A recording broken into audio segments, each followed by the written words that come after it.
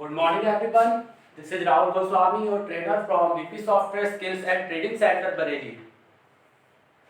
जो हमारा पहले जो टॉपिक थे हमारे, जिसमें आपने यूनिट 1.2, 1.1, 1.2 में आपने जैसे पढ़ा था कि इंट्रोडक्शन क्या थे आईटी और आईटीएस के, आईटी के कितने सब कैटेगरीज थी। मैंने जैसे बताया था कि आईटी बीपीएम सेक्टर के बारे 4 टाइप की कैटेगरीज थी। पहला था आईटीएस, फिर हमारा था BPM business process management, then उसके बाद हमने पढ़ा था कि ईआरडी क्या होता है, इंजीनियरिंग रिसर्च एंड डेवलपमेंट। फिर लास्ट जो हमारा टॉपिक था वो था सॉफ्टवेयर प्रोडक्ट्स। उसके बाद जो हमारा नेक्स्ट पॉइंट था जो यूनिट 1.2 में हमने जो उसमें देखा था कि कंप्यूटर की कुछ फंडामेंटल्स थे। जैसे कंप्यूटर के फंडामेंटल्स में आपने देखा था कि कंप्यूटर क्या होता है, डेफिनेशन क्या बताई थी मैंने आपको, कैरेक्टरिस्टिक्स, बेसिक एप्लीकेशन से लेकर के जनरेशन तक हमारे थे। उसके बाद मैंने कुछ विंडोज में उसके एप्लीकेशंस वगैरह आप लोग को बताए थे। अब जो हमारा यूनिट 1.3 में जो पार्ट 1 जो आज हमारा टॉपिक है वो है हमारा एमएस ऑफिस। एमएस ऑफिस को बोलते हैं माइक्रोसॉफ्ट ऑफिस, जिसमें माइक्रोसॉफ्ट ऑफिस के आपके कई सारे पैकेजेस आते हैं, जैसे पावर पॉइंट हो गया, एक्सेल आता है आपका, इसी तरह से आपका आउटलुक आता है। तो ये एमएस ऑफिस में आपका जो पॉइंट है, आज जो टुडे जो हमारा टॉपिक है वो है माइक्रोसॉफ्ट वर्ड से रिलेट कर रहा है। माइक्रोसॉफ्ट वर्ड, अगर मैं बात करूं माइक्रोसॉफ्ट वर्ड की, तो डेफिनेशन ये होती है कि Microsoft is an application software which is used to manipulate the text or words like letter, drafting, paragraphs, composing and so on. Microsoft Office एक ऐसा एप्लीकेशन है जहां आप किसी भी एक तरह का सॉफ्टवेयर का पैकेज या सूट कहते हैं जिसमें आप किसी भी अपने लेटर्स को लिखते हैं, ड्राफ्ट्स वगैरह बनाते हैं और किसी भी सॉफ्टवेयर पर कार्य करने की आपको एक फैसिलिटीज देता है, सुविधा देता है। एमएस ऑफिस में आपके कई सारे जैसे एप्लीकेशंस होते हैं, फीचर्स होते हैं, जहां हम इसको डेली लाइफ में यूज करते हैं। किस तरह से ऑफिस से लेकर के स्कूल वर्किंग में हम इसका डेली रूटीन में यूज किया जाता है। माइक्रोसॉफ्ट वर्ड एप्लीकेशन सॉफ्टवेयर और Microsoft office suit which has large number of earlier and latest version. यहाँ पे आज के टाइम पे इसका कई सारे वर्जन अपडेट होकर आ चुके हैं। पहले जो हमारे एमएस वर्ड थे जैसे 2003, फिर 2007 आया, फिर 2000 हमारा 10 आया। इस तरह से हमारा इसके एमएस ऑफिस के वर्जन्स वगैरह भी अपडेट होते रहे टाइम टू टाइम। मैंने आपको यहाँ पे जैसे आप देख सकते हैं प्लेटफॉर्म बनाया मैंने एमएस ऑफिस का, जिसमें मैं आपको दिखा रहा हूँ कि स्क्रीन पर आपके सामने दिख रहा है कि आप जब माइक्रोसॉफ्ट ओपन करते हो तो आपके सामने एक लेआउट खुल करके आता है। वो एप्लीकेशन कुछ इस तरह से रहता है जिसमें आपके कई सारे आपके बटन्स वगैरह रहते हैं, कैसे टूल्स बार वर्क करते हैं, क्या स्टेटस बार, कुछ रूलर्स लगे होते हैं, कुछ टाइटल बार होते हैं, हेल्प की रहती है, पेज लेआउट्स रहते हैं। आपने जैसे देखा हो कि आप जब माइक्रोसॉफ्ट वर्ड ओपन करते हैं तो कई सारी चीजें आपके सामने रहती है जिसका हम कैसे यूज करते हैं। होम बटन में हमारे क्या चीजें आती हैं, इंसर्ट में क्या होता है हमारा, तो वन बाय वन इसको डिफाइन करें तो बताते हैं कैसे होता है।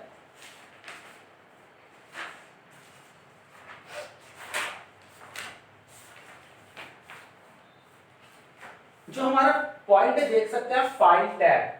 फाइल टैब अगर आप इसकी बात करें तो ये फाइल टैब जो होता है एक ऑफिस बटन की जगह होता है, जिसे क्लिक करके आप इसके बैकस्टेज में कई सारे व्यूज देख सकते हैं। अभी जैसे यहाँ पर तो इसमें आपको एक बटन बता रखा है मैंने, बट इसको अगर आप ओपन करते हो इसके बैकस्टेज में कई सारे बटन्स आते हैं। जैसे आप इसमें ओपन करने ऑप्शन आता है, जैसे ओपन, सेव एज, देन इसके बाद प्रिंट। ये फाइल के अंदर आप जब एंटर करते हैं तो ये आपके फीचर्स मिलते हैं इसके अंदर। ओपन हो गया, सेव एज हो गया, प्रिंट हो गया, तो ये सारे इसके कुछ बटन्स वगैरह होते हैं फाइल में हमारे।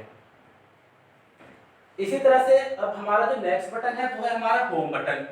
होम में आप देखते होंगे जैसे अगर आप होम पे अगर आप क्लिक करें तो होम के अंदर आपको इसमें जैसे फॉन्ट उसके कितने हैं, उसका बोल्ड है या इटैलिक फॉन्ट है, ठीक है। इसी तरह से उसमें जैसे आपका बोल्ड हो गया, इटैलिक हो गया, कुछ इस तरह से अंडरलाइन बटन्स होते हैं।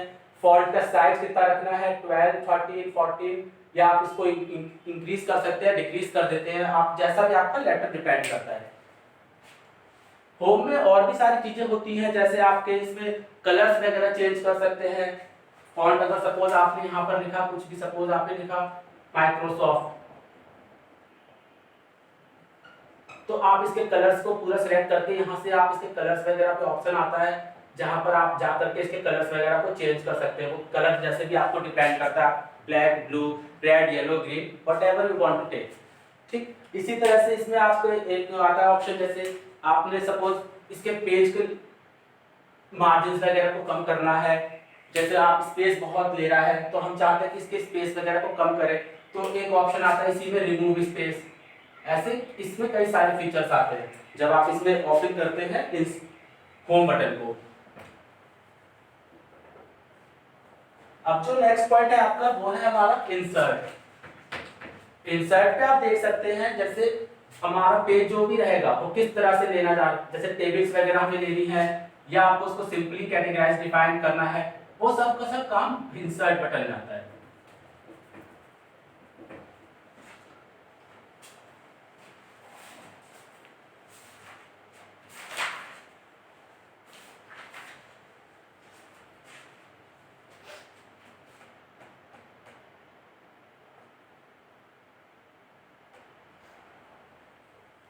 इंसर्ट बटन में आप कैसे ऑप्शन में जैसे देख सकते हैं शेप्स वगैरह मिलते हैं।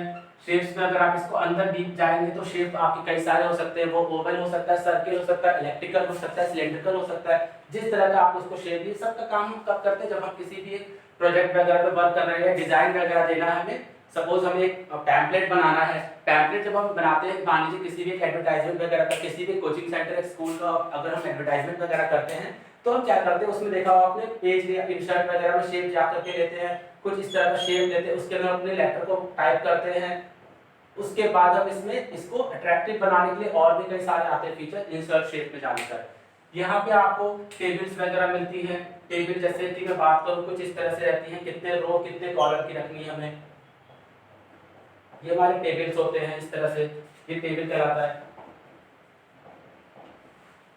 टेबल का वर्क बेसिकली यूज जैसे कभी हमें सपोज स्कूल के सीरियल नंबर्स कितने हैं, टोटल स्टूडेंट्स कितने हैं, कितने स्टूडेंट के मार्क्स कितने आए, या हम बात करें किसी भी ऑफिस में या कंपनी में एम्प्लॉयज कितने हैं हमारे पास, उसके बाद उनका नेम रखते हैं या उनकी सैलरी क्या है, कितना उनका डीए वगैरह, कितना उनका पीएफ कटता है। तो टेबल वगैरह की बेसिकली हम एक पर्टिकुलर किसी भी एक फॉर्मेट को बनाने के लिए यूज किया जाता है। इसी तरह से जो आपका पॉइंट है आपका जो है पेज लेआउट। पेज लेआउट का अगर हम बात करें सिंपल तो आप इसको इस तरह से समझ सकते हैं, जैसे पेज लेआउट में आप देख सकते हैं कि कभी-कभी क्या होता है कि हम चाहते हैं उसको हॉरिजॉन्टली लिखना, यानी कि अगर हॉरिजॉन्टली लिखते हैं या फिर हम उसको वर्टिकली रखते हैं। पेज लेआउट से ये होता है कि आपका अगर पेज वगैरह को आपको बड़ा करना है, छोटा करना है, तो आप इसके ओरिएंटेशन पे जाकर के इसका पेज को लैंडस्केप मोड या पोर्ट्रेट मोड में रख सकते हैं। यहाँ पर इसके दो फीचर्स होते हैं, एक होता है लैंडस्केप मोड, एक होता है इसका पोर्ट्रेट मोड। पेज लेआउट के अंदर इसके मार्जिन्स वगैरह को भी हम चेक कर सकते हैं, इसके साइज वगैरह कितना रखना है, बेसिक हम इसको पेज लेआउट में समझते हैं। सपोज अगर मैं लैंडस्केप कर देता हूं तो इसका पेज वगैरह का जो ये सरफेस होता है वो काफी ब्रॉड हो जाता है, मींस कि वो कुछ इस तरह से और लंबा फैल सकता है। पेज लेआउट अगर लैंडस्केप मोड में है तो यानी कि ये सारी चीजें इसकी ब्रॉड हो जाएंगी, मतलब फैल जाती हैं, जिससे आपको टाइपिंग वगैरह से या फिर आपके जो फॉन्ट वगैरह जो भी है आपके पर्टिकुलर एक स्पेस में आते हैं। पोर्ट्रेट मोड नॉर्मल रहता है, जैसे इस तरह से भी सिंपल एक प्लेटफॉर्म बना हुआ है जिसमें आपको जितना फॉर्मेट दे रखा है वो फॉन्ट उसमें ही हिसाब से चलता रहता है। ये हमारा पेज लेआउट में ऑप्शन आता है। इसी तरह से हमारे एक होता है रेफरेंस। रेफरेंसेस में देखिए क्या होता है, रेफरेंसेस को अगर हम बात करें, रेफरेंसेस में आपके जैसे इसके शेप वगैरह को कैसे स्टाइल देना है, फॉन्ट वगैरह को हमें किसी एक पर्टिकुलर शेप में रखना है, हम उसके कई सारे उसके फीचर्स को हम कैटेगराइज कर सकते हैं रेफरेंसेस में। मेलिंग में बेसिकली यूज होता है कि अगर आप सपोज किसी भी फॉन्ट वगैरह को आप मेलिंग वगैरह में जाने का तो उसको सेलेक्ट कर सकते हैं, उसके बाद उसको आप एक पर्टिकुलर एनवलप में बनाने के बाद उसको कहीं भी स्टोर करके उसको ड्राफ्ट में रख सकते हैं, या पर्टिकुलर किसी अपने यूजर को फॉरवर्ड करना है एज अ मेल तो हम इसको यहाँ पर मेलिंग में यूज करते हैं। बात करें रिव्यू में, रिव्यू में आप इसके स्पेलिंग वगैरह ग्रामेटिकल मिस्टेक, अगर मान लीजिए मैंने कोई वर्ड लिखा है माइक्रोसॉफ्ट, तो अब मैंने यहाँ पर क्या किया, माइक्रोसॉफ्ट की स्पेलिंग लिखी, लेकिन रिव्यू क्या करता है, आपका बेसिक अभी पता है कि हमारी स्पेलिंग मिस्टेक है, यहाँ पर ओ नहीं है, तो ये आपका सिलेक्ट करने के बाद बताता है कि इसकी स्पेलिंग की कहाँ पे क्या गलती है, और वो पर्टिकुलर एक स्पेलिंग को चेक करके डिफाइन कर देता है। रिव्यू में आपका ये ऑप्शन आता है। इसी तरह से हम बात करें व्यू में, तो व्यू में आपके इसके फीचर्स होते हैं, जैसे इसमें रूलर लगा होता है, इसके जूम मतलब सपोज आपके पेज वगैरह को कितना कंट्रोल करना है। अभी मान लीजिए 100% है तो आपका एक पेज पूरा पर्टिकुलर शेप में चलता है। मान लीजिए आपने इसको माइनस पे किया तो वो पेज आपका जो है 100% से 90%, 75%, ऐसे करते करते 65%, तो ये आपका डिक्रीज होता जाता है, जिससे आपके पेज के फॉन्ट जो होते हैं वो भी छोटे हो जाते हैं और सरफेस भी आपका छोटा होता जाता है।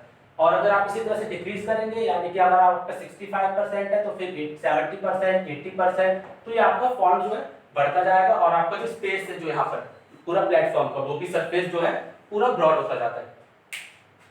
ये आपके जैसे कहलाते हैं फाइल टैब में, आपने ये पढ़ा फाइल हो गया, होम बटन सारे इसके अंदर आते हैं, इंसर्ट, रेफरेंस, मेलिंग, रिव्यू और व्यू। फाइल टैब पूरा इसी को बोलते हैं। क्विक एक्सेस टूल बार का मतलब होता है आप सपोज किसी भी एक लेटर को बार बार यूज करते हैं, क्विक मतलब होता है जल्दी, एक ही लेटर को बार बार यूज करना, इट मींस की क्विक एक्सेस टूल बार, उसको पकड़ लेना। रिबन्स वगैरह में जैसे आपके इंसर्ट पेज, इंसर्ट के अंदर क्या क्या फीचर्स होते हैं, इस तरह से आपके फीचर्स आते हैं। टाइटल बार जैसे आप देख सकते हैं, टाइटल बार विंडो के बीच में ऊपर के भाग में स्थित होता है, जिसमें आपका ये डॉक्यूमेंट या प्रोग्राम टाइप्स को दर्शाता है, मतलब बताता है कि it display the program and titles of the features. इसी तरह से रूलर्स होते हैं। रूलर्स मैंने जैसे यहाँ बना रखा है। रूलर्स का मतलब होता है कि उसके ये दो साइड के होते हैं, इधर से लेता है ऊपर से, कुछ इस तरह से नीचे से भी लेता है। तो रूलर्स का मतलब पर्टिकुलर यूज होता है कि अगर आप सपोज उसका जो हॉरिजॉन्टल और वर्टिकल दोनों तरह से देखते हैं, हॉरिजॉन्टल में क्या होता है ये नीचे की तरफ दर्शाता है और वर्टिकल में आपका ये ऊपर की तरफ दर्शाता है। इसी तरह से हेल्प बटन होता है। हेल्प में आप जब क्लिक करते हैं तो इसमें आपके बटन्स वगैरह जैसे जो भी आपके वर्ड से संबंधित कोई भी आपको हेल्प चाहिए तो आप उसमें जाकर के चेक कर सकते हैं इजीली। जूम कंट्रोल मैंने बता दिया कि अगर आप इंक्रीज करेंगे तो आप इसके फॉन्ट को आप बढ़ाते चले जाएंगे और ये प्लेटफॉर्म में बढ़ता चला जाता है। तो माइक्रोसॉफ्ट में जो हमारा वर्ड में जो बेसिक जो चीजें होती है, एक पर्टिकुलर जो फॉर्म में चलता है, एमएस ऑफिस में वर्ड की बात कर रहा हूं मैं, वर्ड में हमारा जो पर्टिकुलर फॉर्म जो चलता है वो कुछ इस तरह से ही चलता है।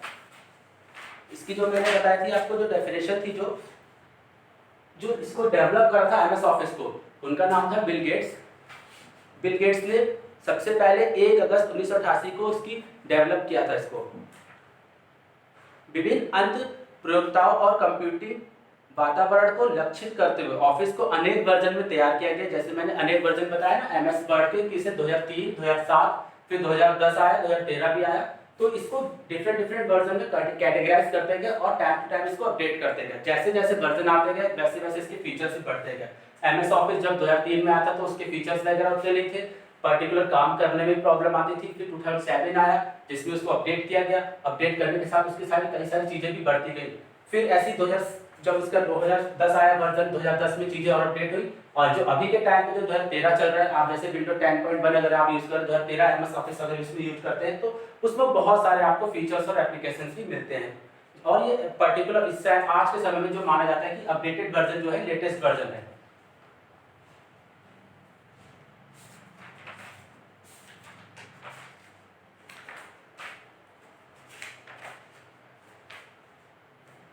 एमएस ऑफिस जो इसका वर्किंग जो रहता है बेसिक, आप जैसे अगर आपके पास एक ओपन करना है फाइल को, कैसे ओपन करना है, तो आप इसको सबसे पहले क्या करेंगे, आप अपने लैपटॉप को जब या सिस्टम को ऑन करते हैं, स्टार्ट बटन पे जाने के बाद आप अगर माइक्रोसॉफ्ट वर्ड लिखे तो माइक्रोसॉफ्ट वर्ड ओपन होने के बाद कुछ इस तरह से प्लेटफॉर्म खुल करके आता है, जिसमें आप इसको जो भी आपका वर्किंग रहता है, जिस तरह से आपको ऑफिस से रिलेटेड हो या किसी भी स्कूल से रिलेटेड हो, तो आप उसको उसी तरह से डिफाइन कर सकते हैं और अपने लेटर्स वगैरह को टाइप करके सेव करके इवन आप उसको मेल कर सकते हैं, प्रिंट आउट भी ले सकते हैं। कई सारे इस पे वर्किंग रहते हैं। तो बेसिक हमारा जो एमएस ऑफिस में जो यूनिट 1.3 पार्ट 1 था माइक्रोसॉफ्ट वर्ड से रिलेटेड था। अभी जो हमारा जो टॉपिक रहेगा नेक्स्ट इसका पार्ट 2, वो उसमें बताएंगे आपको एक्सेल वगैरह में क्या रहता है, कैसे वर्किंग रहती है आपकी। तो अभी के लिए जो आप एमएस वर्ड है इसको आप यहीं पे रोकते हैं अभी, और बेसिक इसके आगे के जो पॉइंट रहेगा आपको नेक्स्ट पार्ट में बताया जाएगा। Okay, thank you everyone.